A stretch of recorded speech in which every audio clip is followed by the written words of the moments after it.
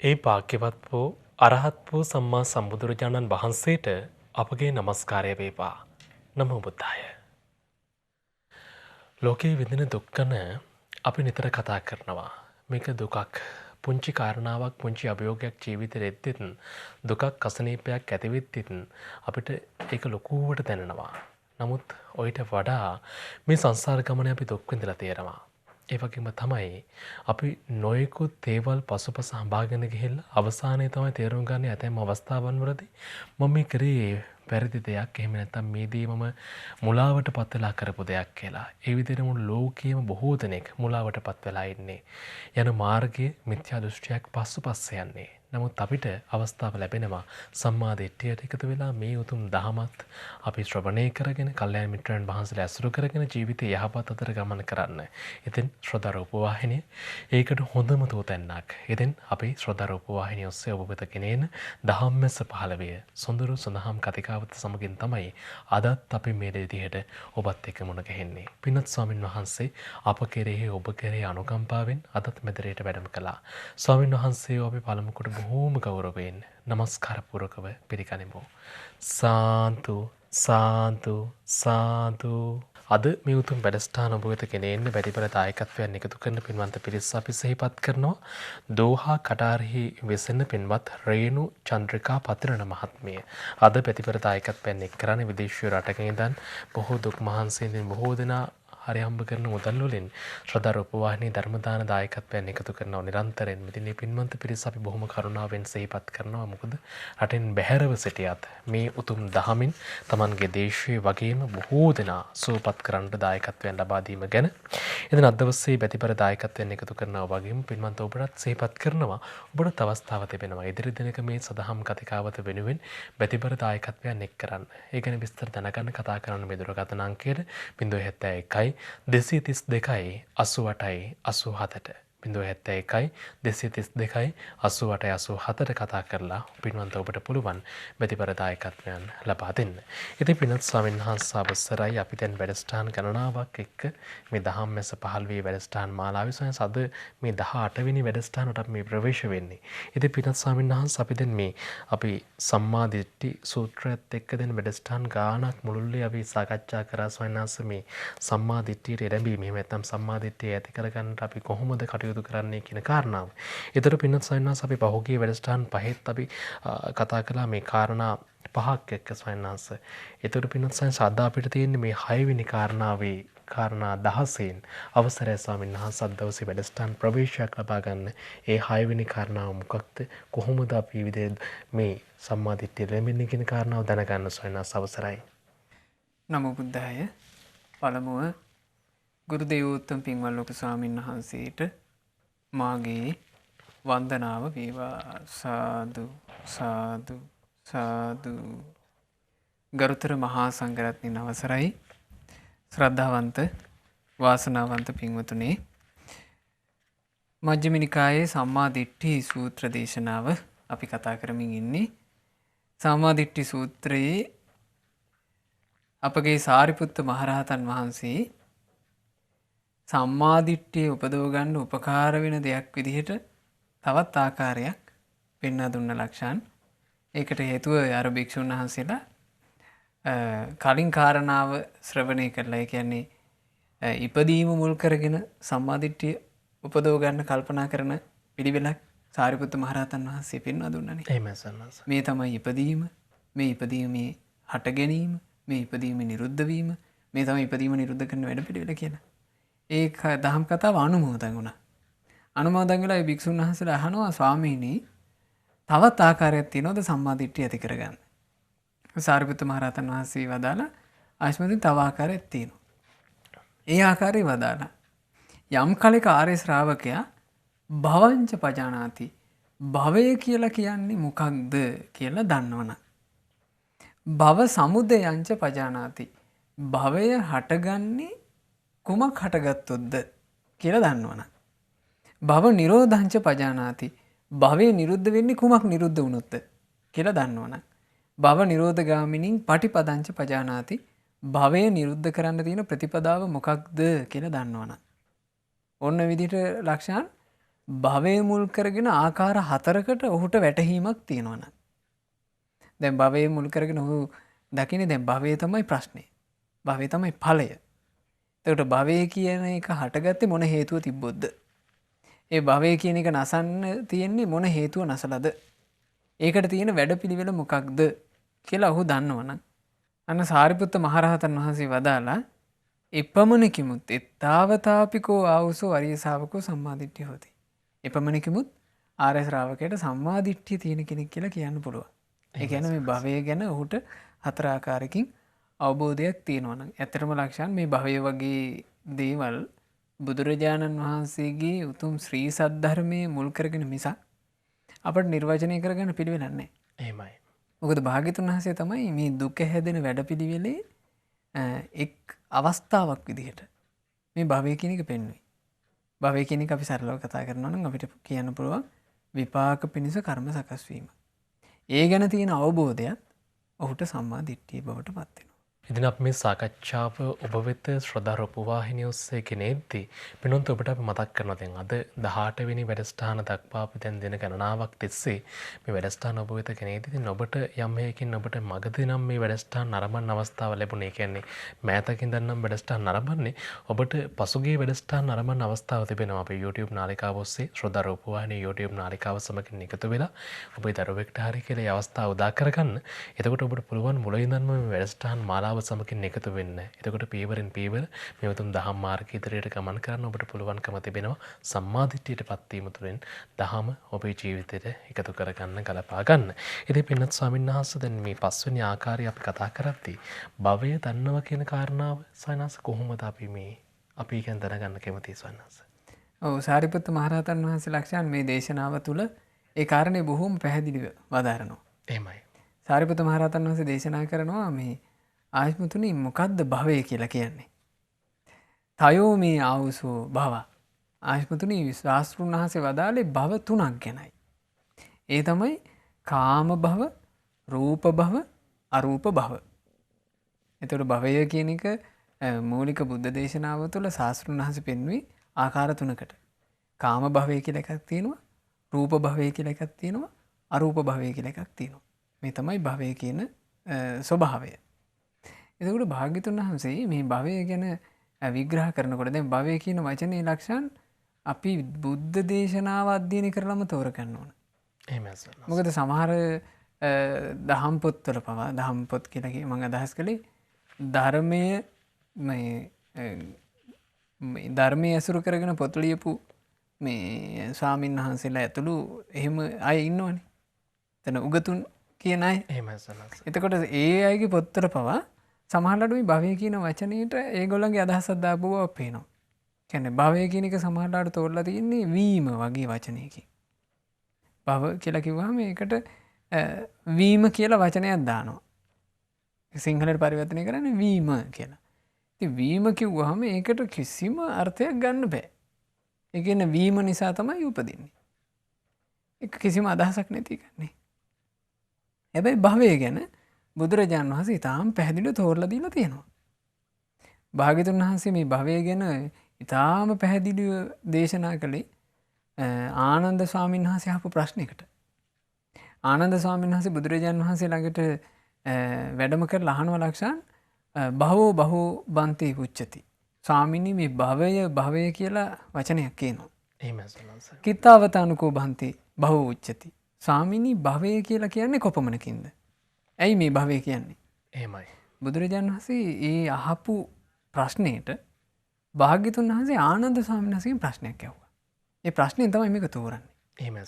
ආනන්ද ස්වාමීන් වහන්සේගෙන් අහනවා කාම ධාතුයා වේපක්ඛංච ආනන්ද කම්මං නා භවිස්සති. ආනන්දය කාම ධාතුව තුල විපාක විඳවන්ට කර්මයක් සකස් වෙලා නැත්තම් කාම ධාතුව තුල විඳවන්ට කර්මයක් සකස් වෙලා නැත්තම් මේ කාම ධාතුවේ උපතක් කියලා එකක් පනවන්න පුළුවන් වේද කියලා අහනවා. එතකොට ආනන්ද ස්වාමීන් වහන්සේ කියනවා නෝ හේතම් බන්දේ ස්වාමීනි එහෙම වෙන්නේ. එහෙනම් ආනන්ද තේරුම් ගන්න කියනවා කම්මං කෙත්තං. කර්මය තමයි කුඹුර. විඥාන බීජං. ඒ කුඹුරේ පැලවෙන බීජය තමයි විඤ්ඤාණය. තණ්හා සිනේහෝ. තණ්හාවෙන් තමයි මේ විඤ්ඤාණ බීජය පෝෂණය වෙන්නේ.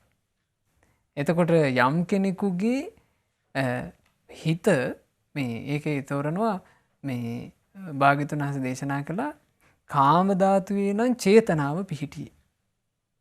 කාම ධාතුය චේතනා පතිට්ඨිතා. චේතනාව පිහිටලා තියෙන්නේ කාම ධාතුවේ නම්. පත්තනා පතිට්ඨිතා. ප්‍රාර්ථනාව පිහිටන්නේ කාම ධාතුව. එහෙම නැත්නම් මේ ධාතු තුනක්නේ ලක්ෂණ මෙතන. කාම ධාතුව කියලා එකක් තියෙනවා. කාම ධාතු කියලා කියන ලක්ෂණ කාමයේ කියන ස්වභාවය. එහෙමයි. ඊළඟට රූප ධාතු.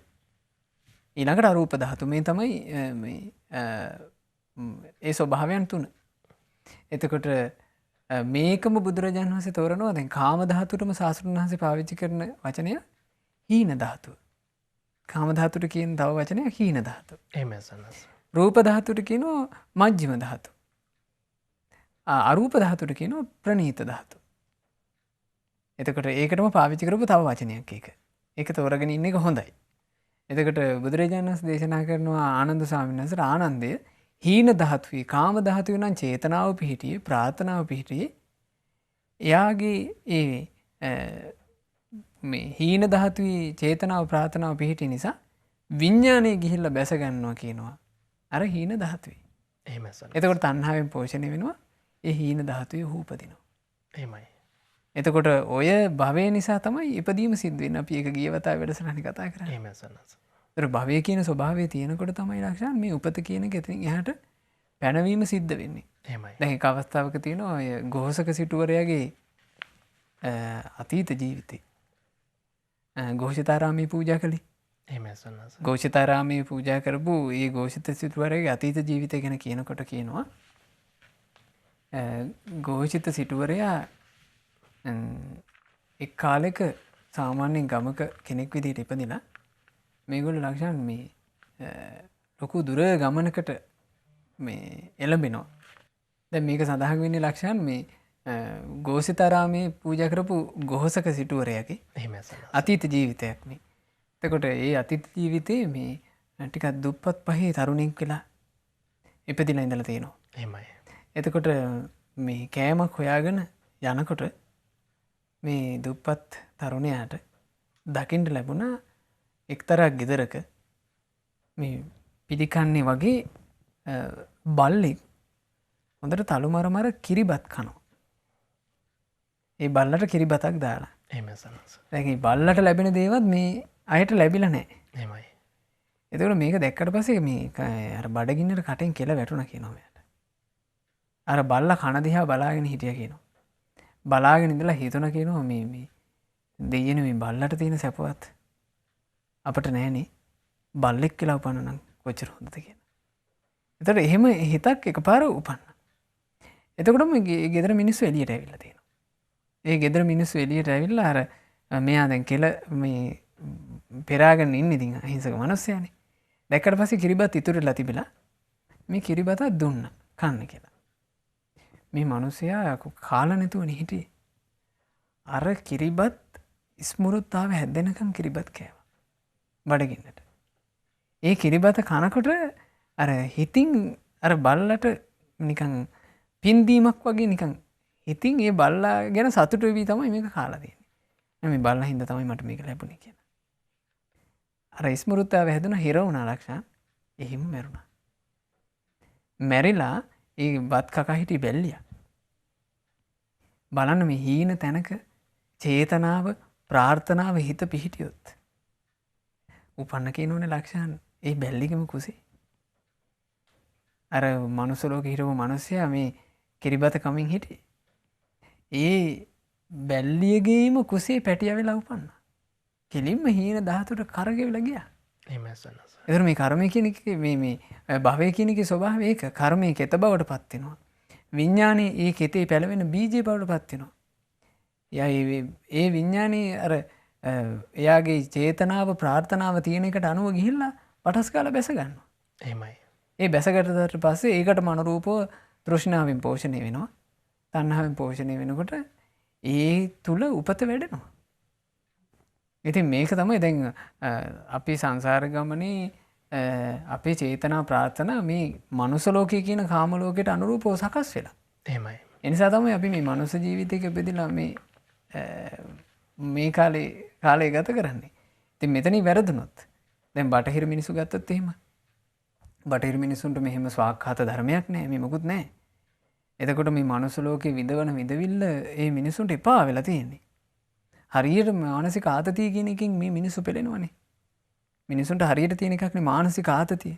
එහෙමයි සන්න. ඒ ලක්ෂණ හම්බ කරන්න එපයි. ජීවත් වෙන්න නම් හම්බ කරන්න ඕන. ඒ හම්බ කරන්න ගියාම රැකී ආරක්ෂා කරන තැන්වල මහා ජරමර. මානසික ආතතියකින් පෙළෙනවා හැමතිස්සෙම. ඊළඟට ඔන්න සැප විඳින්න කියලා ස්වාමි පුරුෂයෙක් බිරිඳක් විදිහට එකතු වෙනවා.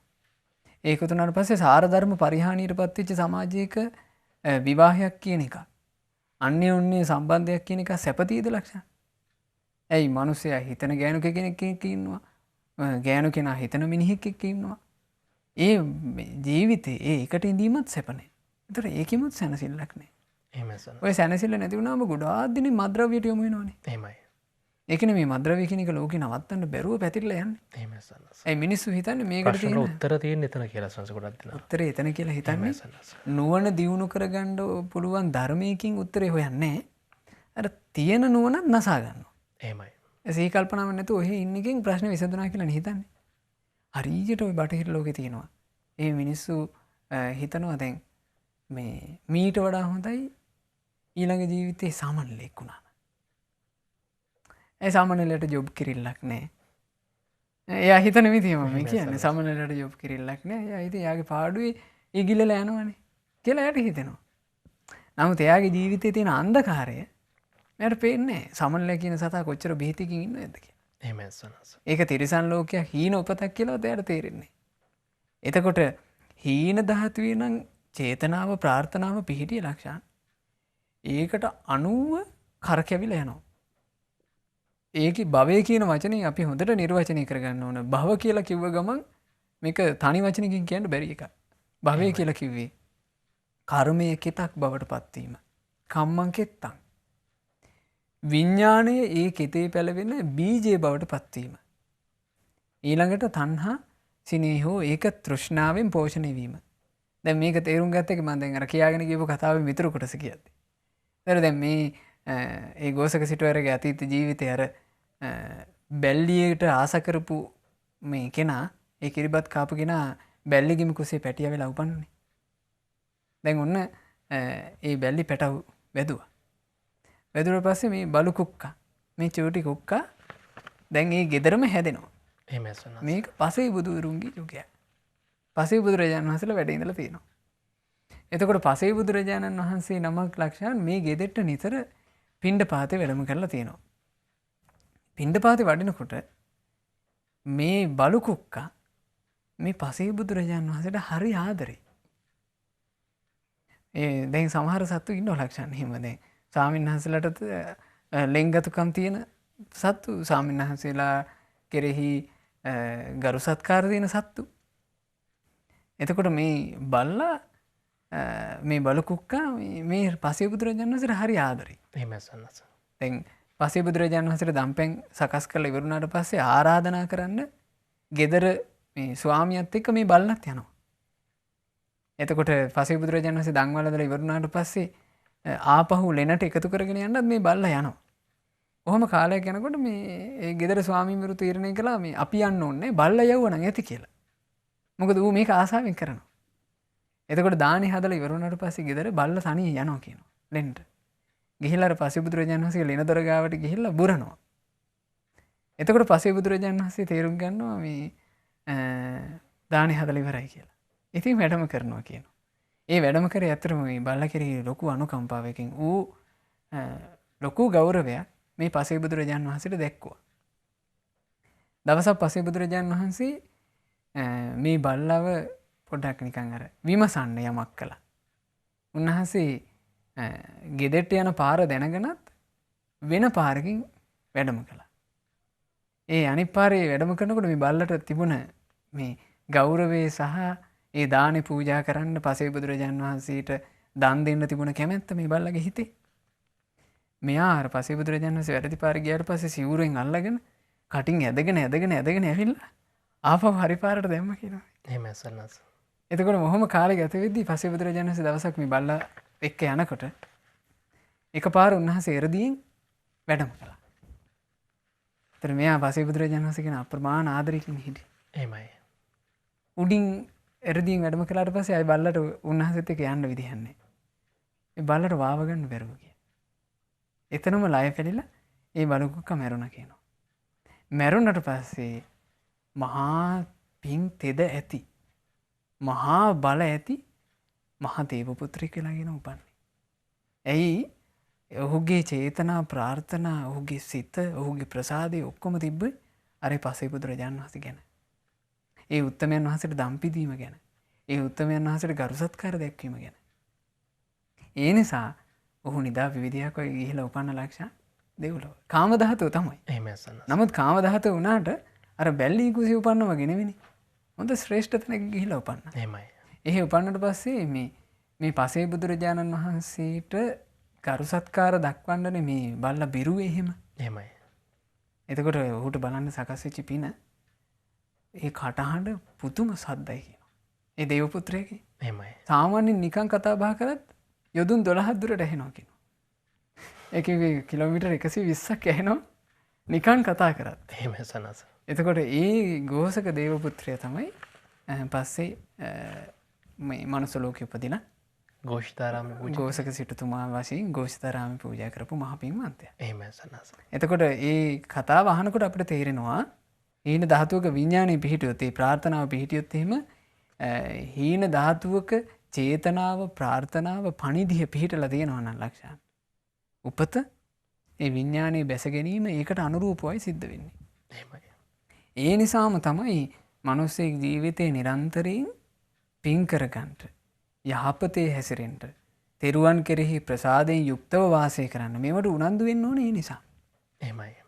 ඇයි මේ හිත ඇතුලේ තියෙන තෙරුවන් කෙරෙහි ප්‍රසාදය කියන ස්වභාවය අපේ ජීවිතයට පුදුම රැකවරණය. දානයට කැමති හිත පුදුම රැකවරණය. සෑය බෝධියට ගරු සත්කාර කරන හිත පුදුමාකාර රැකවරණය. ඒ රැකවරණය අපට සලස ගන්න බැරුව යනවා.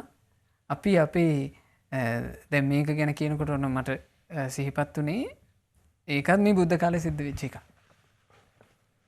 එක භික්ෂුවක්. එහෙමයි. මේ භික්ෂූන් වහන්සේ ලක්ෂණ බොහෝම ගුණ සම්පන්නයි. බොහෝම ගුණ සම්පන්න භික්ෂුවක්.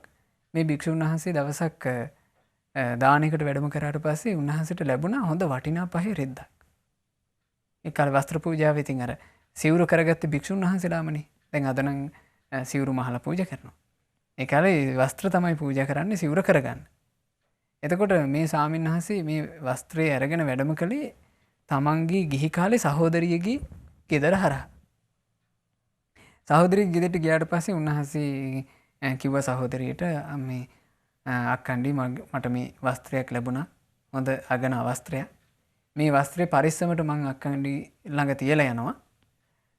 මගේ සිවුර දැන් ටිකක් දිරලා තියෙන්නේ. තව ටික කල් ගියාලා සිවුරු කරන කාලේ ආපුවම මම මේ වස්ත්‍රයෙන් සිවුරක් කරගන්න ඕනේ කියලා. ඔන්න පරිස්සමට ඒ රෙද්ද ගෙදර තියලා ගියා. දැන් අක්කා ওই විවේකයෙන් ඉන්නකොට මේ රෙද්ද අල්ලලා බැලුවා. බලනකොට මේ රෙද්ද ටිකක් ඝනකම්. ඒ කියන්නේ සිවුරක් කරලා පරෝගෙන ඉද්දි අමාරුයි. එතකොට මේ අක්කා කලේ මේ වටිනා රෙද්ද චූටි චූටි කෑලි වලට ඉරලා ආයේ නූල් කැටලා තුනීවට මේ රෙද්ද විව්වා. එතකොට මේ මුළු රෙද්දම ආයේ අක්කගේ අතින් කෙරුණා.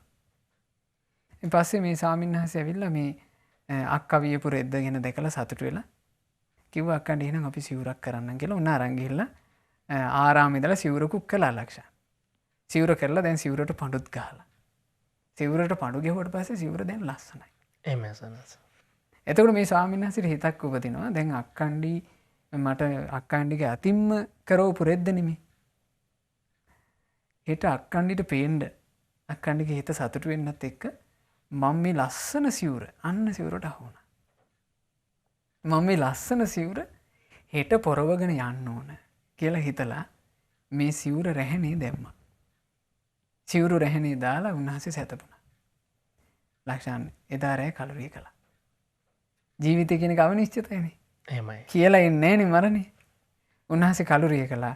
කලුරිය කරනකොට එච්චර සිල් ගුණ පුරපු උත්තමයාගේ හිතේ ප්‍රාර්ථනාව චේතනාව පිහිටලා තිබුණේ සිවුරේ. උන්වහන්සේ ගිහින් උපන්න කියනවනේ ලක්ෂණ කාවෙක් වෙලා සිවුරේ. සිවුරේ උපන්න කාව වෙලා. එහෙමයි සන්නස. දැන් ශාස්ත්‍රඥ වහන්සේ මේ භාවනා සුවයෙන් වැඩ ඉන්නකොට මේ පාන්දර ජාමේ උන්වහන්සේ මහා කරුණා සමවදට සමවැදුණා. මේ සමාපatti සුවයෙන් ඉන්නකොට මේ ශාස්ත්‍රඥ වහන්සේට ඇහෙනවා මහා විලාපය.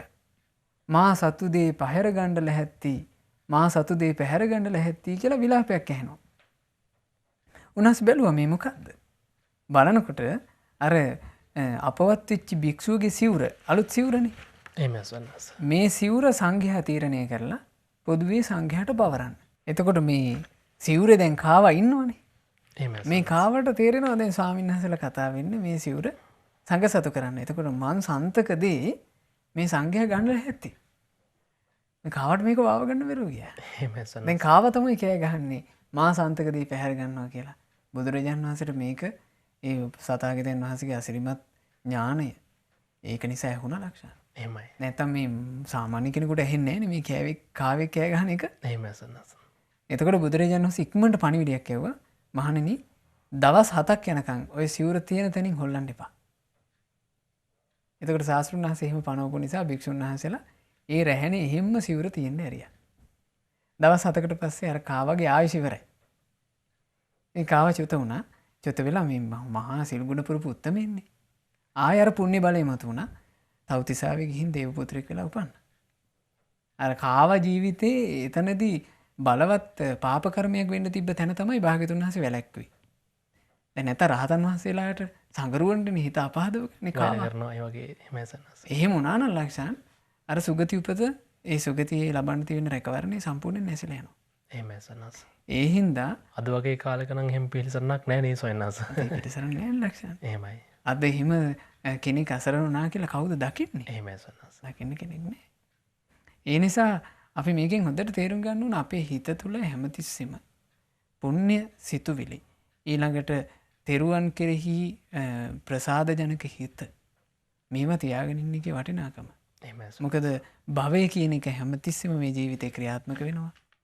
යම් තැනකට චේතනාව බර වෙලා තියෙනවද? යම් තැනකට ප්‍රාර්ථනාව බර වෙලා තියෙනවද?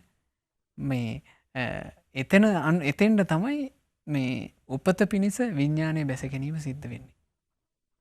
මේ භවයයි කියලා කෙනෙක් අඳුනගෙන ඉන්නවා නම් එතකොට කාම ධාතුවේ චේතනාව පිහිටලා තිබුණොත් ප්‍රාර්ථනාව පිහිටලා තිබුණොත් කාම භවයේ උපත සිද්ධ වෙනවා.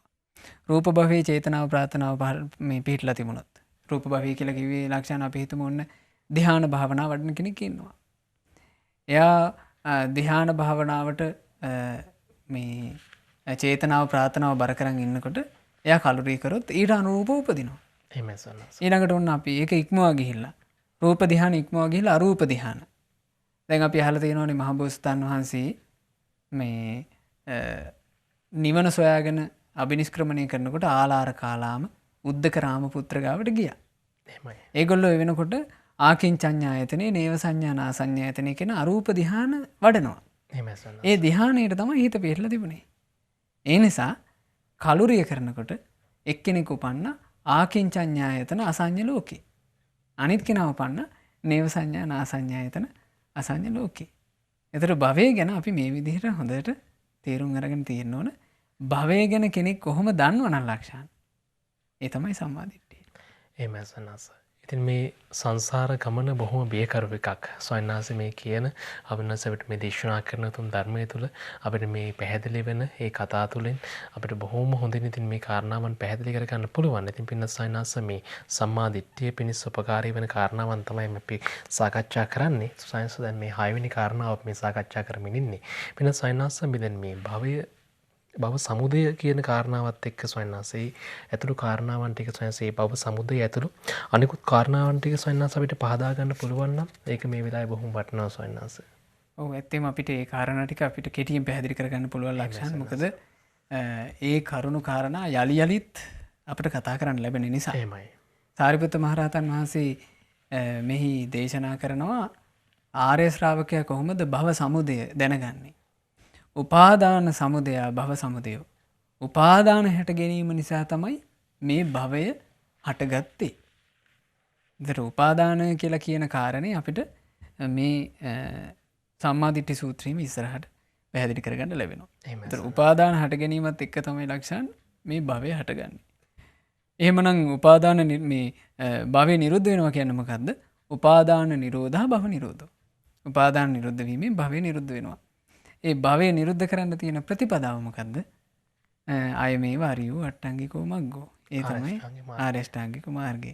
ඉතින් මේ විදිහට කෙනෙක් දන්නවා නම් භවය මෙයයි, භව සමුදය මෙයයි, භව නිරෝධය මෙයයි, භවය නිරුද්ධ කරන ප්‍රතිපදාව වැඩපිළිවෙල මෙයයි කියලා එපමණකින්වත් සාරිපුත්ත මහරහතන් වහන්සේ මේ දේශනාව වදාලා මේ එත්තාවතාපිකෝ ආවුසෝ ආර්ය ශාවකෝ සම්මාදිට්ඨි හොති. ආයතනෙ උපමණිකමුත් ආර්ය ශ්‍රාවකයාට සම්මාදිට්ඨිය තියෙනවා කියන්න පුළුවන්. ඔහුගේ දෘෂ්ටි ඍජුයි කියන්න පුළුවන්. ඔහු මේ සද්ධර්මයේ තුල ආවෙච්ච ප්‍රසාදයටපත් වුණා කියන්න පුළුවන්. ඔහු මේ සද්ධර්මයට පැමිණි කෙනෙක් කියලා කියන්න පුළුවන් කියලා. එහෙමයි සන්නස. එතන අපි මේ වෙද්දී කාරණාවන් 6ක් කතා කරලා ඉවරයි. 6ක් ඔබට මේ සාකච්ඡාව තුළින් ඉදිරිපත් කළා. ඉතින් පින්වත් ස්වාමීන් වහන්සේ බොහොම හොඳින් පැහැදිලි කරලා දුන්නා. ඉතින් අපි ආරාධනා කරනවා මේ වැඩසටහන් මාලාවේ දැන් ඔබ අද ඉඳන් වෙන්න පුළුවන් සමහරට මේ වැඩසටහන් අරඹන්න එකතු වෙන්නේ. ඒතර පින්වත් ඔබට පුළුවන් ඉතින් පහුගිය වැඩසටහන් YouTube නාලිකාව ඔස්සේ ශ්‍රද්ධා රූපවාහිනී ඔබට නරඹන්න පුළුවන්කම තියෙනවා. ඉතින් මේ වැඩසටහන් සමගින් එකතු වෙලා ඔබේ ජීවිතය සුවපත් කරගන්න අවස්ථාව උදා කරගන්න කියලා අපි ආරාධනා කරනවා. ඉතින් පින්වත් ස්වාමීන් වහන්සේ අපි දැන් මේ 6 වෙනි කාරණාවත් කතා කරලා ඉවරයි. ඒකට අපිට තවත් කාරණාවන් 10ක් තියෙනවා සාකච්ඡා කරන්න. පින්වත් ස්වාමීන් වහන්සේ අපි 7 වෙනි කාරණාව දැනගන්න කැමතියි. මේ කාරණා කතා කරනකොට ලක්ෂාන් මේ මිබඳු කාරණා මේ වචන තෝරාදීම් මේ සියල්ල අපට සමහරලාවට බොහෝ කාලයක් ධර්මය අහන අයට නම් සමහරට මේ වචන අහලා හුරුවක් තියෙනවා. එහෙමයි සල්ලාස. ධර්මයට ආගන්තුක කෙනෙකුට මේ වචන තාගන්තුකයි. එහෙමයි. හැබැයි මේ හැම කෙනෙකුටම උපකාරයි මේ දේශනා තුල.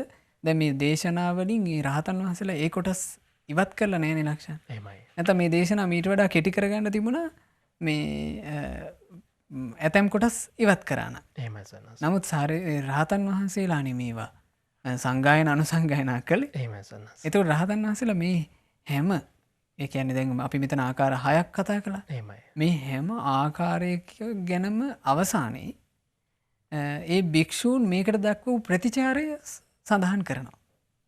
දැන් සාරිපුත්ත මහරහතන් වහන්සේ භවය ගැන ඔහොම විස්තර කරලා දුන්නාට පස්සේ ඒ භික්ෂුන් වහන්සේලා ඒ භාසිතය අභිනන්දිත්වා අනුමෝදිත්වා ඒ භාසිතයෙන් සතුටු වුණා අනුමෝදන් වුණා. ඒ නිසා පින්වතුන්ලා මේ භවය කියන කාරණාව දැන් බලන්න මේ ජීවිත කතාව ඇතුලේ මේ භවය කියන එක ක්‍රියාත්මක වෙන විදිහ අපට අපි ඔය පුංචි කාලේ ඉඳලා ඉගෙන ගන්න විෂය ධාරාවන් වල කොයියම්ම විද්‍යාවකවත් කියලා දීලා තියෙනවද? කිසි එකක නැහැ. එහෙමයි සන්නස. අපේ ජීවිත කතන්දරේ මෙහෙම එකක් ක්‍රියාත්මක වෙනවා කියලා අපි දන්නේ නැහැ. එහෙමයි.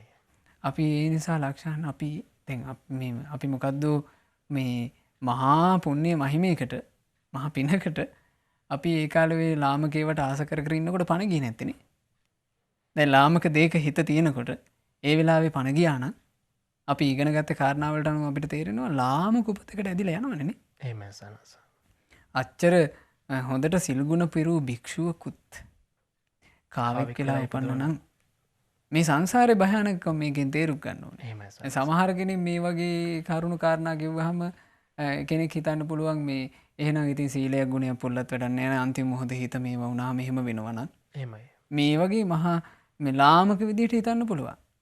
නමුත් අපි එහෙම ලාමක විදිහට හිතුවා කියලා සංසාර ස්වභාවය අපිට ඕන විදිහට හැදෙන්නේ නැහැ. එහෙමයි සන්නස. අපි දක්ෂ වෙන්න ඕනනේ.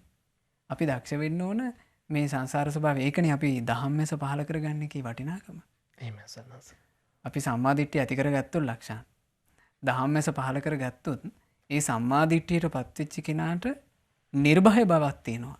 මම නම් මරණින් මත්තේ කවදාවත් තිරිසන් ලෝකේ යන්නේ නැහැ. එහෙමයි සන්නස. මම නම් මරණින් මත්තේ පෙරේත ලෝකේ යන්නේ නැහැ. මම නම් මරණින් මත්තේ අසුරු ලෝකේ යන්නේ නැහැ. මං සතර පායෙන් නිදහස්. බලන්න කොච්චර රැකවරණයක්ද කියලා නේ. එහෙමයි. ඒ රැකවරණේ නැති වුණොත් එහෙම මේ ලාමක හිතක් නිසා දැන් අපි අහලා තියෙනවනේ මේ ධර්මාශෝක අධිරාජයාගේ අවසානයේ වුණත් නේ. එහෙමයි සන්නස. ඒත් භූත පිඹුරෙක් වෙලා ඉපදුනානේ අවසාන මොහොතේ හටගත්ත දුෂ්ට හිත නිසා. අපගේ අනුබුදු මිහිඳු මහරහතන් වහන්සේ පුත්‍රරත්නේ ඒ උත්තමයන් වහන්සේ හිටපු නිසා බේරුණ අවසානයේ මේ කුජ්ජතිස්ස නමින් අරහත්ත්වය සාක්ෂාත් කරලා සංසාරයෙන් නිදහස් වුණා. එහෙමයි. නමුත් ඒ සිදුවීම් දැන් මේ ශාසන වංශ කතාව තුළ ඒ බඳු සිදුවීම් හඟවලා දාන්න උත්සාහවත් වෙලා නැහැ රහතන් වහන්සේලා. එහෙමයි සන්නස. ඒක ප්‍රකට කරලා තිනවා. මේ තමයි සංසාරේ ස්වභාවය. ඒ බඳු මේ මහා පිම්පිරු උත්තමයටත් දැන් ධර්මසුඛ රජ්‍ය කියලා කියන්නේ 84000ක් විහෙර විහාර කරවපු කෙනා. එයාටත් අර අන්තිම මොහොතේ හිත පාලනය කරගන්න බැරි වීම, හිත අකුසලයට බර වීම, හිතේ ලාමක අදහසක් හට ගැනීම කියන එක අවසාන මොහොතේ බලපෑවා. ඒකෙන් තේරුම් ගන්න පුළුවන් සංසාරේ භයානකකම. ඊළඟට ගුණධර්ම තුල ස්ථීරව ජීවිතේ පිහිටුවා නොගැනීමේ භයානකකම නේ. එහෙමයි සන්නස. එතකොට සාරිපුත්ත මහරහතන් වහන්සේ මෙහි ඊළඟ කාරණේ දේශනා කරන ලක්ෂණ තව ආකාරයක් තියෙනවද කියලා භික්ෂුන් ඇහුවා. ඉතින් එතකොට සාරිපුත්ත මහරහතන් වහන්සේ වදාලා ආයෂ්මතුනි තවත් ආකාරයක් තියෙනවා. ඒ තමයි 7 වෙනි ආකාරය. ආයෂ්මතුනි යම් කලක ආර්ය ශ්‍රාවකයා උපාදානංච පජානාති. උපාදාන කියන දෙය දන්නවනම්. උපාදාන සමුදයංච පජානාති. උපාදාන හටගන්නේ මෙහෙමයි කියලා දන්නවනම්. උපාදාන නිරෝධංච පජානාති. උපාදාන නිරුද්ධ වෙන්නේ මෙහෙමයි කියලා දන්නවනම්. උපාදාන නිරෝධ ගාමිනී පටිපදංච පජානාති. උපාදාන නිරුද්ධ කරන්න තියෙන ප්‍රතිපදාව මේකයි කියලා දන්නවනම්. ඊතාවතාපිකෝ ආවසෝ අරේ ශාවකෝ සම්මාදිට්ඨිය හොති. ආශ්මතුනි උපමනිකමුත් ආර්ය ශ්‍රාවකයට සම්මාදිට්ඨිය තියෙනවා. එතකොට අපිට එතනදී කතා කරන්න තියෙන්නේ ඉගෙන ගන්න තියෙන්නේ උපාදාන ගැන ලක්ෂණ. උපාදාන ගැන තියෙන වැටහීමත් සම්මාදිට්ඨියට අයිති එක. එහෙමයි සන්නස. ඉතින් අපි දැන් මේ අද දවසේ වැඩසටහන තුළින් ආකාරයෙන් දෙකක් පිළිබඳව සාකච්ඡා කරන්න පුළුවන්කම ලැබෙනවා. ඉතින් මේ අපි දැන් කතා කරන මේට කලින් කතා කරේ භවය පිළිබඳව දැනගනිමින් ඉතුරුයෙන් කොහොමද සම්මාදිට්ඨිය ලැබෙන්නේ කියන කාරණාව දැන් අපි සාකච්ඡා කරන්නේ පින්වත් ස්වාමීන් වහන්සේත් එක්ක මීළඟ කාරණාව විදිහට උපාදානය දැනගනිමින් කොහොමද සම්මාදිට්ඨිය ලැබෙන්නේ කියන කාරණාව. ඉතින් පින්වත් ස්වාමීන් වහන්සේ මේ උපාදාන ගැන දැනගත යුත්තේ කොහොමද පින්වත් ස්වාමීන් වහන්සේ? උපාදානය කියන කාරණාව උපාදාන කියන වචනේ ගත්තොත් ලක්ෂණ උපාදාන කියලා කියන්නේ ග්‍රහණය වීම. එහෙමයි. උපාදාන කියලා කියන්නේ ග්‍රහණය වීම. උපාදාන කියන පාලි වචනේ සරල සිංහල තේරුම ග්‍රහණය වීම. මොනවටද ග්‍රහණය වෙන්නේ? ඒ ග්‍රහණය වෙන ඒවාට අනුව උපාදානයේ ආකාර 4යි. එහෙමයි සන්නස. 4 ආකාරයකට ග්‍රහණය වෙලා යනවා. එහෙමයි. එතකොට උපාදාන කියන එක සමහර අය නිර්වචනය කරගන්නවා මේ ග්‍රහණය කර ගැනීම කියලා. ග්‍රහණය කර ගැනීම නෙමෙයි. ග්‍රහණය වීම. ග්‍රහණය වෙලා යනවා. ග්‍රහණය කරගන්නව නෙමෙයි. ග්‍රහණය වෙලා මේ ග්‍රහණය වෙලා යනවා. දැන් ග්‍රහණය කරගන්නවා කියලා කිව්වොත් ඒක තමන් විහිං කරගන්නේ ගන්න. එහෙම නෙමෙයි මේක ග්‍රහණය වෙලා යනවා. හරියට මේ සැඩ පහරකට වැටිච්ච කෙනෙක් ඒ සැඩ පහරේ සුලියකට අහු වෙනවා. හිතන මතල සුලියට ඇදිලා යනව නෙවෙයි. සුලියට ගියොත් එහෙම යා සුලියේ කැරකිලා සුලියට ඕන විදිහට මේ වැලි අතරට ගහනවනේ යා. එහෙමයි සන්නස. අන්න ඒ විදිහම තමයි මේ ග්‍රහණය වී යාමක් තියෙනවා. ග්‍රහණය වී යාම කියන්නේ මොනවටද ග්‍රහණය වෙන්නේ? කාමෝපාදානං. කාමයට ග්‍රහණය වෙලා යනවා. මොන ග්‍රහණය වෙන පළවෙනි එක. එහෙමයි. දිට්ඨෝපාදානං.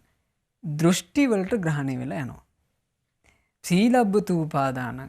සීල ව්‍රතවලට සීල ව්‍රත කියන එකේ අදහස ලක්ෂණ සිල්යයි කියාගත්ත සිල් නොවන අධර්මවලට ග්‍රහණය වෙලා යනවා. ඊළඟට අත්වාදූපාදානං. අත්වාදූපාදාන කියලා කියන්නේ මගේ ආත්මය කියන මේ ආත්මවාදය. මගේ කියලා කියාගන්න එක. එහෙමයි සන්නස. ඒකටත් ග්‍රහණය වෙලා යනවා. මේ තමයි ග්‍රහණය වීම 4. මේ ග්‍රහණය වීම 4 නිසා තමයි දැන් අපි අද භවය ගැන කතා කරා. මේ ග්‍රහණය වීම 4ට අනුරූපවනේ ලක්ෂණ ඊට පස්සේ චේතනාව ප්‍රාර්ථනාව ඔක්කොම පිටින්. එහෙමයි. ඊට පස්සේ භවය සකස් වෙනවා. භවය සකස් වෙන නිසා ඉපදිනවා. ඉපදීම නිසා ජරා මරණ ප්‍රශ්නේ සම්පූර්ණයෙන් හට ගන්නවා. මේ ග්‍රහණය වෙලා යෑම කියන එක දැන් කාමයට ග්‍රහණය වෙලා යෑමක් තියෙනවා. කාම කියලා කිව්වොත් එහෙම අපි සරලව තෝරගත්තොත් එහෙම කාමයේ බුදුරජාණන් වහන්සේ දේශනා කළා කාම ගුණ 5ක් තියෙනවා. ඒ තමයි ඇහැට පේන ඉෂ්ඨකාන්ත මනාප පියරූපී කාමූපි සංහිත රජනීය කියලා කියන්නේ කෙලෙස් වැగిරෙන රූප තියෙනවා. ඒ කියන්නේ අපි සරලව කියනවා නම් මනමෝහනීය රූප තියෙනවා. මනමෝහිනී හඬවල් තියෙනවා. මේ ඊළඟට ඊතා ප්‍රනීත රසයන් තියෙනවා. ඊළඟට ඊතාම සුවඳ තියෙනවා. ඊළඟට මේ කයට මේ විශාල ආස්වාදයක් ලබා දෙන පහස තියෙනවා. මේ පහසට යම් කෙනෙක් බැඳෙනවද? ඒක තමයි කාමය. දරවට කියන්නේ කාම ගුණ. එහෙමයි සනස. දැන් බුද්ධ දේශනාවේ තියෙනවා නති කාමා යානි චිත්‍රානි ලෝකේ. කාමය කියලා කියන්නේ විචිත්‍ර දෙයට නෙමෙයි. ඒ කියන්නේ මේ ලෝකේ තියෙන විචිත්‍ර දෙයට නෙමෙයි කාමය කියන්නේ. සංකප්ප රාගෝ පුරුෂස්ස කාමෝ. යම් කෙනෙක් සංකල්පීය වශයෙන් බැඳෙනවද? ඒක තමයි කාමයේ බවට පත් වෙන්නේ කියලා. දැන් එහෙමනේ මේකේ පටලවි යන්නේ ලක්ෂණ. එහෙමයි. ග්‍රහණය වී යාම කියන එක දැන් කාමයට ග්‍රහණය වීමේ නස්පැත්තිය ඕකේ එක තැනක තියෙනවා ලක්ෂණ මේක ජාතක කතාවේ තියෙන්නේ. එහෙමයි. ඒ කාලේ අපේ මහබෝසතාණන් වහන්සේ පුරෝහිත බ්‍රාහමණයෙක්. පුරෝහිත බ්‍රාහමණ කියලා කියන්නේ රජුරවන්ට උපදෙස් දෙන කෙනානේ. එහෙමයි සනස. මේ පුරෝහිත බ්‍රාහමණයාට හරි දක්ෂකමක් තිබිලා තියෙනවා. ඒ කාලේ ඔහුට පුළුවන් කියනවා මේ ලක්ෂණ මේ සත්තු කතා කරන ඒවා පවා අහන්න. ඉතින් ඒක යම් ක්‍රමවේදයක් තියෙන්නේ නේද? එහෙමයි. සත්තුන්ගේ කතා බහ ඔහුට තේරෙනවා. දවසක් මේ පුරෝහිත බ්‍රාහමණයා මේ මාළු ගන්න දීවරයෝ මාළු විකුණන තැනට වැල්ලට ගිහින් තියෙනවා. එහෙමයි. මේ වැල්ලට යනකොට මොහුට ඇහෙනවා සද්දයක්. මොහුට මහා විලාපයක් ඇහෙනවා. මේ අනේ මට මේ ගිනියම් වෙච්චි වැල්ලේ වැටිලා විදවන එක නෙවෙයි මට වේදනාව. ඊට පස්සේ මට මේ වතුර ඩිංගිත්තක් නෑ. වතුර නැතුව මම දැන් මේ හුස්ම හිර වෙලා මැරෙන්න යන්නේ. මේ වතුර නැතිකම නෙවෙයි මට තියෙන වේදනාව. අනේ මගේ ප්‍රිය මනාප මගේ ආදරණීය මගේ සොඳුරිය හිටියා. ඒ සොඳුරිය මගෙත් එක්ක හාද වෙලා හිටියේ. අයියෝ මට ඇයත් එක්ක සතුටින් කාලේ ගත කරන්න බැරුව ගියා. ඇය දැන් මගෙන් වෙන් වෙලා වෙන එකෙක් එක්ක ගිහිල්ලවත්ද? ඒක හිතනකොට තමයි මට වාව ගන්න බැරි කියලා මාළුවේ කඩනවා. එහෙමයි සනස. මේ දැලකට අහුවෙච්ච මාළුවේ. එහෙමයි. මේ මාළුවා දැලට අහුවෙලා තියෙන්නේ අර තමන්ගේ මේ තවත් මාළු ගෑනු සතෙක් එක්ක. එහෙමයි. මේ දෙන්න සතුට වීද්දී සිහි කල්පනාව නැහනේ. එහෙමයි. සිහි කල්පනාව නැති හින්දා දැලක් කෙලුවා දැලට අහුණා. දැලට අහුණාට පස්සේ මාළුවා විතරයි දැලට අහුනේ. අර ගෑනු සතා බේරුණා. එහෙමයි. දැන් මේ මාළුවාට මැරෙන්න යන එක නෙමෙයි දුක. තමන්ට අර තමන්ගේ ප්‍රිය මනාප ගෑනු සතාව නැතුව ගියා කියන වේදනාවටයි මේ අඬන්නේ. එහෙමයි සනස. පස්සේ බෝසතාණන් වහන්සේට මේක ඇවිල්ලා බෝසතාණන් වහන්සේට හරි කනගාටුවක් උපන්නා. බෝසතාණන් වහන්සේ මේ දීවරයන්ට සල්ලි ගෙවලා මේ මාළුවා විල්ල ගන්නවා. මේ මාළුවා විල්ලගෙන මේ මාළුවට කිව්වා කියනවා හඬ නගලා. උඹ මේ කාන්තාවක් නිසා රාගයෙන් පිච්චිලා නැසෙන්නේ නැතුව හිටපිය කියලා. මේ මාළුවා ආයේ වතුරට දැම්ම කියනවා. එහෙමයි. එතකොට ලක්ෂණ මේ සත්තු අතරෙත් එහෙම තියෙනවා. එහෙමයි. දැන් මනස ලෝකේ ගත්තොත් එහෙම කාමයට අහුවෙලා යාම කාමයට ග්‍රහණය වී යාම කොච්චර තියෙනවද නේ? එහෙමයි. මේ ලෝකේ මිනිස්සු කීයක් දේවල් වලට බැඳෙනවද? එතකොට කාමයට හිත දැඩීව කෙනෙක් අල්ලගෙන හිටියොත් ඔහු කාමයේ පැත්තට ග්‍රහණය වෙලා ගියා. එහෙමයි. කාමයේ කියන එක ඔහුව ඩැහැගත්තා. ඒ මිනිස්සු එහෙමනේ මිනිස්සු හරි හම්බ කරගන්න වස්තුව ඊළඟට මිනිස්සු වටේ ඉන්න පිරිවර මේ ඔක්කොම ලෝකය කියලා හිතනවනේ ලක්ෂණ. නමුත් එතනදී අපි හරියට නුවණින් කල්පනා කරනවා නම් අපිට තේරෙනවා ලක්ෂණ මේ ඔක්කොම මේ ලෝකයට අයිති දේවල්. දැන් අපි මනුස්ස ලෝකෙට එන්නේ නූල් පොටක දෙයක් නැතුව. එහෙමයි සනස. මේ අපි සන්තක කිසි දෙයක් නැහැ. එහෙමයි. අපි මෙහි ආවට පස්සේ ලක්ෂණ අපි නොයෙක් දේ මගේ කියලා අපි අල්ල ගන්නවා. අපි හිතමු ඒ අල්ලගන්න දේවල් අතර සජීවී දෙයක් තියෙනවා අජීවී දෙයක් තියෙනවා. එහෙමයි. සජීවී අපි ඉඩ කඩන් ආදී දේවල් අල්ලගන්න අජීවී ගත්තොත් අපි ඉඩ කඩන් ආදී දේවල් අල්ලගන්නවා. සජීවී දේ ගත්තොත් මේ අය අපේ ප්‍රිය අයයි කියලා අපි අල්ලගන්නවා. ලක්ෂණ මේ අල්ලගන්න එක දෙයක්වත් අපි අරගෙන යන්නේ නෑනේ. ඒ අරගෙන යන්නේ කියන එක අපිට හොඳට පේනවා. අපේ ආච්චිලා සීලා මැරුණා. කවුරුත් අරන් ගියේ නෑ. ඊට කලින් අය මැරුණා. කවුරුත් අරන් ගියේ නෑ. සමහරට ආච්චිලා සීලා පරිහරණය කරපු දේවල් තාමත් තියෙනවා. එහෙමයි සනස. ඒගොල්ලෝ මොකුත් අරන් ගියේ නෑ. එහෙනම් අපිට තේරුමක් තියෙන්න ඕනේ. එහෙනම් මටත් තියෙන්නේ මේ ටික තමයි. මම මේව අත්හැරලා යන්න ඕනේ කියලා. එහෙම කල්පනාවක් තිබුණොත් මේ කාම ගැටෙන් බේරෙන්න පුළුවන්. කාමයට ග්‍රහණය වීම යාමක් තියෙනවා. ඊළඟට කාමයට ග්‍රහණය වෙනවා වගේමයි ලක්ෂණ ප්‍රබලව ග්‍රහණය වෙනවා දෘෂ්ටි වලට. එහෙමයි. දැන් ගත්තොත් එහෙම කොයිතරම් ලෝකේ දෘෂ්ටි තියෙනවද? මේ දෘෂ්ටි වලට ග්‍රහණය වෙලා යන මිනිස්සයව දෘෂ්ටිකින් බේරනවා කියන එක ලේසි නෑනේ ලක්ෂණ. දැන් අර හරි මේ ලාමක දෘෂ්ටියක් නිසානේ ওই පාස්කු ප්‍රහාරය සිද්ධ වුනේ. එහෙමයි සනස. පාස්කු ප්‍රහාරයේ ඒගොල්ලන්ට ඔළුවට දෘෂ්ටියක් දීලා තිබුණා. මේ හොඳ මේ සාමාන්‍ය අපි කියන අධ්‍යාපන රටාව තුළ හොඳට ඉගෙන ගත්ත අයනේ. එහෙමයි සනස. ඒ තරුණ මේ පිරිස මැරුණේ. එහෙමයි. නමුත් ලාමක දෘෂ්ටියක් හිතට දීලා තිබුණා අන්‍යාගම්කාර පිරිසක්ව උඹලා මරාගෙන මැරුණොත් එහෙම. උඹලා ඒ ක්‍රියාවෙන් මැරුණාම උඹලට දෙව්ලොවදී කන්‍යාව 72ක් ලැබෙනවා. ලැබෙනවා කියලා. කන්‍යාව 72 ලැබුණාම උඹලට එහෙ සතුට වෙන්න පුළුවන් කියලා. මේ දෘෂ්ටි දීලා තිබුණානේ. එහෙමයි. දැන් මේ ඒ කාලෙම තමයි මට කෙනෙක් කිව්වේ මේකම පිටරටවත් වලත් වෙලා තියෙනවා. එහෙමයි සනස. එක සැරයක් ওই විදිහට පිටරටක මේ පුපුරව ගන්න කෙනෙක් ඇවිල්ලා තියෙනවා. එයා පුපුරව ගන්න පෙර අහුවෙලා. එහෙමයි. ඒ අහුවෙනකොට අර හමුදාව ඇඳුම් ගලවලා මේ චෙක් කරලා බලනවනේ කොහේ කොහේ හංගන් ඉන්නවද දන්නේ නැහනේ.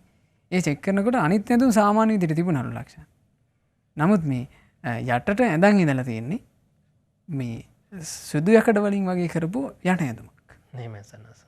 එතකොට මේ ඒ පිරිස අහලා තියෙනවා මේ මොකෝ මේ සුදු යකඩ යට ඇඳුමක්. එතකොට කියලා තියෙනවා අපේට උගන්වන්නේ අපි මේ බෝම්බේ පුපුරවගෙන මැරුණාට පස්සේ අපි කන්‍යාව ළඟට යන්නේ. ඊට පස්සේ ඒගොල්ලොත් එක්ක අපිට ගිහිල්ලා සතුටු වෙන්න පුළුවන්. හැබැයි ඒ සතුටු වෙනකොට මේ දැන් සතුටු වෙන්න යන්නේ මෙයාලද? ඒ සතුටු වෙන්න යනකොට මගේ මේ ශරීරේ මේ මුළු ශරීරෙම කුඩු වෙනවනේ ලක්ෂණ බෝම්බෙකදීනේ. දැන් ඒ මිනිස්සයා හිතලා තියෙනවා මේ දෘෂ්ටියක තියෙන බලවත්කම. එහෙමයි සනස. මොනතරම් මුලාවක්ද නේ සනස. මොනතරම් මුලාවක්ද? මගේ ශරීරයේ ඒ අවයව වලට හානියක් වුණොත් එහෙම මට එහි සතුටු වෙන්න බෑනේ. එහෙමයි සනස. මේ රාගයෙන් බරිත වෙලා දෘෂ්ටියකින් ලාමක වෙලා තමයි මැරෙන්න යන්නේ. එහෙමයි. ඒ තමයි දෘෂ්ටි උපාදානය, දෘෂ්ටියට ග්‍රහණය වීම. ඊළඟට නොඑක් සීල ව්‍රතවලට ග්‍රහණය වෙනවා. දැන් ස්වාක්ඛාත ශාසනය තුලත් සීලයක් තියෙනවනේ. එහෙමයි. ඒ වගේමයි ලක්ෂණ ওই දුරක්ඛාත හැම එකම නොඑක් සීල තියෙනවා. කන්නේ නැතුව ඉන්නවා, කෙල ටිකක් වක් ගිලින්න නැතුව ඉන්නවා. මේ වගේ නොඑක් දේ මුලම් තියෙනවා. බිබී ඉන්නව නේ සනස විවිධ දේවල්. නොඑක් දේ තියෙනවා. ඒකත් උපාදානය. එහෙමයි. ඊළඟ උපාදානය තමයි ඉතින් මේ දෙව් මිනිස් ලෝකයක් ප්‍රබලව බැඳිච්ච උපාදානය මම මගේ කියන හැඟීම ආත්මවාදය. මේ විදිහට කෙනෙක් දන්නවනම් ග්‍රහණය වීම හතර ගැන කාම උපාදාන, ditthi උපාදාන, අත්වාද උපාදාන සහ සීලබ්බත උපාදාන. ඒ උපාදාන ගැන ඔහුට තියෙන දැක්ම සම්මා දිට්ඨිය ලක්ෂණ. එහෙමයි සනස. ඉතින් පින්නත් සනස මේ උපාදානවල නිරුද්ධ වීම වගේම සනස මේ උපාදාන වලට හේතුව මේ කාරණාත් අපි මේ සාකච්ඡා කරමින් අවසානයේ අද දවසේ මේ අපි නිමාවට සූදානම් වෙමු සනස වැඩසටහනේ. ඔව් කාල වේලාව අපිට බොහොම ටිකක් තියෙන නිසා මේ කාරණා ඇතරම අපිට කෙටියෙන් දැනගත්තාම ප්‍රමාණවත් ලක්ෂණ මොකද අපිට ඉස්සරහදී කතා කරනවා. ආයමත් කතා කරන්න ලැබෙනවා. සාරිපුත්ත මහරහතන් වහන්සේ දේශනාව තුළ වදාලා මේ ශ්‍රාවකයා දකිනවා මේ ධර්මයේ තුලින් ශ්‍රාවකයා දැනුමක් ඇති කරගන්නවා. උපාදාන හටගatti තණ්හාව නිසා. එහෙමයි. එතකොට උපාදානවල හට ගැනීමට හේතුව තමයි තණ්හාව. තණ්හාව. උපාදාන නිරුද්ධ වෙන්නේ තණ්හාව නිරුද්ධ වුණොත්. එතකොට උපාදාන නිරෝධය කියන්නේ තණ්හා නිරෝධය. එහෙමයි. උපාදාන නිරුද්ධ කරන්න තියෙන ප්‍රතිපදාව නම් ආරෂ්ඨ. ආරෂ්ඨාංග මාර්ගය කියන කාරණාව. ඉතින් ওই විදිහට කෙනෙක් උපාදාන මුල් කරගෙන හතරාකාරයකින් දැනුමක් ඇති කරගන්නවා නම් ඒ ඔහුගේ සම්මාදිට්ඨිය එපමණකින්ම ඔහුට සම්මාදිට්ඨිය තියෙනවා. ඉතින් අදත් මේ වැඩසටහන අවසානයේ අපි සුපින්නතුලාට සෙත් පතනවා. මේ කාරණා හැම එකක් කෙරෙහිම සිත් පහදවගෙන ශ්‍රද්ධාවෙන් මේ කාරණා දරාගෙන ඔබටත් සම්මාදිට්ඨිය ඇති කරගන්නට වාසනාව ලැබෙත්වා. ඉතින් පින්වත් සයන්නාස් අවසරයි පුණ්‍ය අනුමෝදනාව වෙනුවෙන් පින්වත් පිරිස දායකත්වයෙන් එකතු කරපු අය වෙනුවෙන්. අද මේ දහම් සාකච්ඡාවට අනුග්‍රහය දරනවා දෝහා කටාරහි වෙසෙන පින්වත් රේණු චන්ද්‍රිකා පතිරණ මහත්මිය විසින් ඉතින් මේ ධර්ම දානමය වශයෙන් රැස් කළා වූ උදාරතර පුණ්‍ය ධර්මය ඉෂ්ඨකාමී දෙවිවරු ප්‍රධාන සියලු දෙවියෝ ඊ타ම සතුටින් අනුමෝදන් වෙත්වා. පින් අනුමෝදන් වන ඒ සියලු දෙවිවරු මේ හැම දිනාට දෙවියන්ගේ ආරක්ෂාව ආශිර්වාදය සලසා දෙත්වා. සාදු සාදු සාදු. අපගේ කල්යාණ මිත්‍ර ගුරුදේවෝත්තම පරම පූජනීය පින්වත් ලොකු ස්වාමීන් වහන්සේට මේ සියලු පින් අනුමෝදන්ව නිදුක් නිරෝග සුවය දීර්ඝායුෂ සැලසේවා. මේ ගෞතම බුද්ධ ශාසනයේ උතුම් චතුරාර්ය සත්‍ය ධර්මය අවබෝධ කරගන්නට වාසනාව ලැබෙත්වා. සාදු සාදු සාදු. මීට වසර 5කට පෙර මිය පරලොව ගිය MP කරෝලිස් පියාණන්ට මේ සියලු පින් අනුමෝදන් වෙත්වා. ඒ වගේම සොපින්වත් ඔබ හැම දිනාගේ නමින් මිය ගිය ඥාතීන්ටත් පින් අනුමෝදන්ව මේ පුණ්‍ය අනුමෝදනාවෙන් ඥාතීන්ගේ පරලොව ජීවිතේ සැපයටපත් වෙත්වා කියන අදහසින් පින් අනුමෝදන් කරන්න. ඒ වගේම විශේෂ පුණ්‍ය අනුමෝදනාවක් ලෙස සඳහන් වෙනවා ගැටමාන්න නායකවත්ත යසෝදරාරාමේ වැඩ සිටින පින්වත් කැටියපේ සුමේධා සිල්මෑණියන් වහන්සේටත් පින්වත් දිද්දෙනිපොත සුධර්මා සිල්මෑණියන් වහන්සේටත් පින්වත් නාරන්දිනී සුමන පාලි සිල්මෑණියන් වහන්සේටත් මේ සියලු පින් අනුමෝදන් වෙත්වා කියලා. ඉතින් ගරුතර මහා සංගරුවනටත් ඒ පින්වත් මෑණියන් වහන්සේලාටත් මේ සියලු පුණ්‍ය ධර්මියෝ අනුමෝදන්ව නිදුක් නිරෝග සුවය දීර්ඝායුෂ සැලසේවා. මේ ගෞතම ශාසනයේ ධර්මාවබෝධ කරන්නට වාසනාව ලැබෙත්වා. සාදු සාදු සාදු. අද මේ සදහම් කතිකාවතට දායකත්වයේ දරන දෝහා කටාරහි වෙසෙන පින්වත් රේණු චන්ද්‍රිකා පතිරණ මහත්මිය ඇතුළු පවුලේ සියලු දෙනාට සුපින්වත් ඔබ හැම දෙනාට පින් අනුමෝදන්ව සියලු දෙනාට සියලු යහපත සැලසේවා. නිදුකින් ධර්මයේ හැසිරෙන්න ලැබේවා. මේ ගෞතම ශාසනයේම චතුරාර්ය සත්‍ය ධර්මය අවබෝධ කරගන්නට හැම දිනාට වාසනාව ලැබෙත්වා කියලා අපි සෙත් පතනවා. හැම දිනාටම තෙරුවන් සරණයි. ඉතින් අද දවසේදීත් මේ උතුම් ධර්මයේ සාකච්ඡා කරමින් අපිට දහම්මැස උදා කරගන්න උපකාරී වන මේ උතුම් ධර්ම සාකච්ඡාව සිදු කළ අපේ පින්වත් ස්වාමින් වහන්සේලා අපි පුණ්‍ය අනුමෝදනා කරමු. අද අපි යම් පිනක්ද රැස් කරගත්තේ, ඒ වගේම ශ්‍රද්ධා රූප වාහිනියෙන් අපි යම් පිනක්ද රැස් කරගන්නේ. ඒ සෑම පුණ්‍ය ධර්මයක්ම පින්වත් ස්වාමින් වහන්සේලා අනුමෝදන් වෙත්වා. මේ ගෞතම සම්බුදු සසුනේ උතුම් වූ චතුරාර්ය සත්‍ය ධර්මයේ සුවසේම අවබෝධ කරගන්නටම මේ සෑම සියලු පුණ්‍ය ධර්මයක්ම හේතු වේවා, වාසනාව වේවා. සාදු සාදු සාදු.